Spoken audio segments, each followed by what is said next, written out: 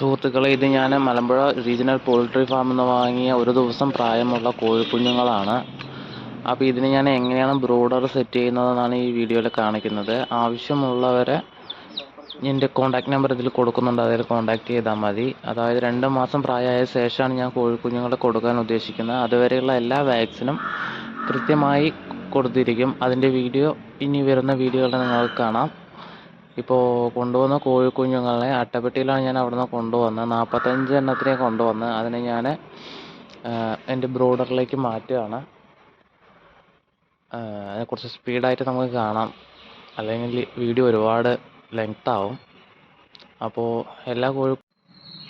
എല്ലാ കുഞ്ഞുങ്ങളെയും ബ്രൂഡറിലേക്ക് മാറ്റിയ ശേഷം നമുക്ക് അവർക്ക് ആദ്യമായി കുടിക്കാനുള്ള വെള്ളം കൊടുക്കാം. കുടിക്കാനുള്ള വെള്ളത്തിൽ, സാധാ ശുദ്ധമായ വെള്ളത്തിൽ കുറച്ച് ഗ്ലൂക്കോസ് പൗഡർ ആഡ് ചെയ്തിട്ട് വേണം നമ്മൾ കൊടുക്കാൻ. അവരുടെ ക്ഷീണം എല്ലാം മാറിക്കിട്ടാൻ വേണ്ടിയിട്ടാണ് അങ്ങനെ നമ്മൾ കൊടുക്കുന്നത്. അതുപോലെ ബ്രൂഡറിൽ വിരിച്ച പേപ്പർ നമ്മളൊന്ന് ചുളുക്കി കൊടുത്തിട്ട് കൈ കൊണ്ടൊന്ന് ചുളുക്കിയിട്ട് അത് ഇട്ട് കൊടുത്താൽ അവർ സ്ലിപ്പായി വീഴാതിരിക്കാൻ അത് സഹായകരമാവും.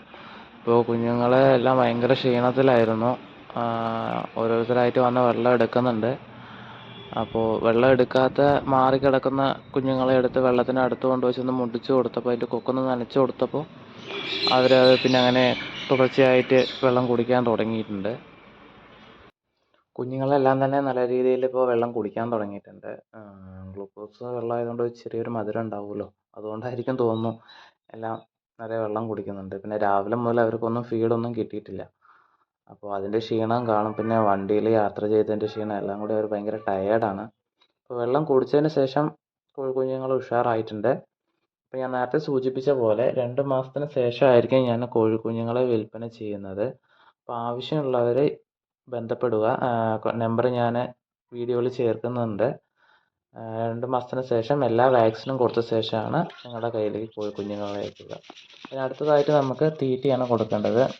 സ്റ്റാർട്ടർ തീറ്റയാണ് ഞാൻ വാങ്ങിയിരിക്കുന്നത്.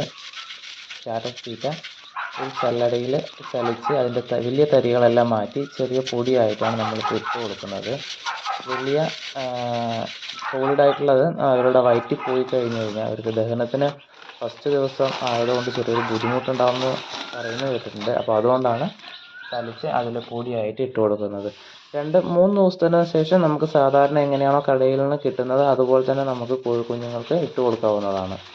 ആദ്യത്തെ ഒരു 2-3 ദിവസം മാത്രം ചലിച്ച് പൊടിയായിട്ടുള്ള വലിയ തരിയില്ലാത്ത നമ്മുടെ കുഞ്ഞുങ്ങൾക്ക് ഇട്ട് കൊടുക്കുന്നതായിരിക്കും എന്തുകൊണ്ടും നല്ലത്. അതാണ് അവരുടെ ദഹനത്തിന് ഏറ്റവും നല്ലത്. ആ അരച്ച് വെച്ചിട്ടുള്ള തീറ്റ നമ്മളൊരു പാത്രത്തിലാക്കി ആ പാത്രം നേരിട്ട് കൂട്ടിനകത്തോടെ ഇറക്കി വയ്ക്കുകയാണ് ചെയ്തിരിക്കുന്നത്. സാധാരണ അല്ലെങ്കിൽ നമുക്ക് അതെടുത്ത് അതിന് പുറത്ത് പേപ്പറിൽ തന്നെ നേരിട്ട് ഇട്ട് കൊടുക്കാം, പാത്രത്തിൽ കൊടുക്കാതെ.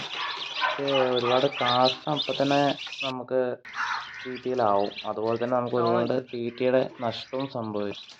കാഷ്ടത്തിനോടുകൂടി അത് ചേർന്ന് തീറ്റയും നമുക്ക് കുറേ നഷ്ടപ്പെടും. പിന്നെ അടുത്തതായിട്ട് നമ്മുടെ ഒരു ചൂടിനുള്ള സ്രോതസ്സാണ് നമ്മൾ ഉണ്ടാക്കേണ്ടത്. അതായത് ഞാനിപ്പോൾ ഒരു ഫിലമെൻ്റ് ബൾബാണ് ഇട്ടിരിക്കുന്നത്.